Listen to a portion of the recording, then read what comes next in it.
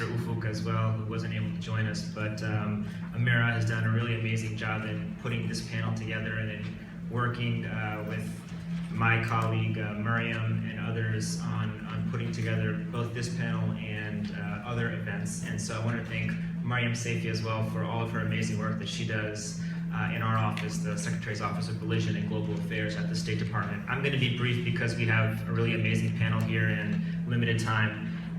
So I just wanted to kind of help frame a little bit of the discussion by mentioning that the fact that storytelling is an art form that has existed since the dawn of civilization, and stories convey the emotions that capture the essence of humanity in ways that other means of expression really can't do. And over the last several decades, we've seen an explosion of digital storytelling platforms such as podcasts and interactive web platforms that are bringing people from different cultures and backgrounds together in different ways.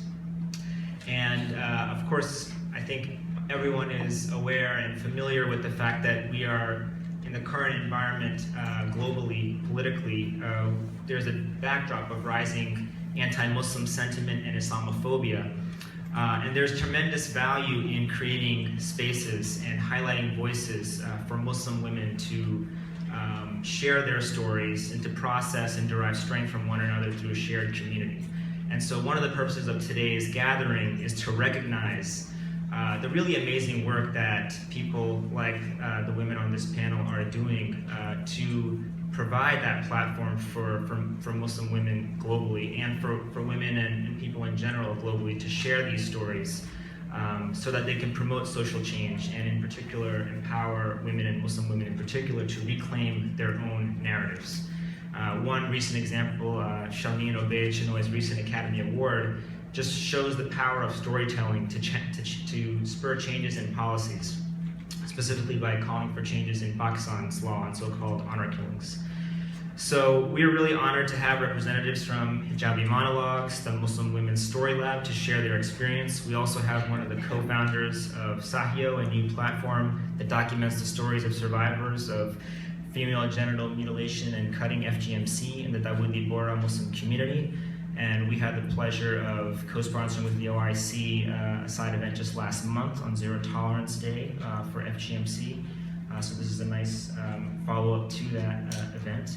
I'm also thrilled to have a representative from Breakthrough, a global human rights organization that's based here in New York and in New Delhi. One of Breakthrough's most recent initiatives, the G Word, where the G stands for gender, is a global storytelling platform designed to explore and break through the limits of society's expectations for men and women. I'd also like to give a shout out to one of our participants, a representative from StoryCorps, one of the leading innovators of storytelling in the United States. You've probably heard some of their amazing stories on NPR. StoryCorps recently launched a new smartphone app that lets anyone record an interview that will be archived at the Library of Congress, a really important and valuable tool. So we hope that through this event, we're able to obviously hear from our impressive panelists, but also we can help foster connections across storytelling platforms, both online and offline.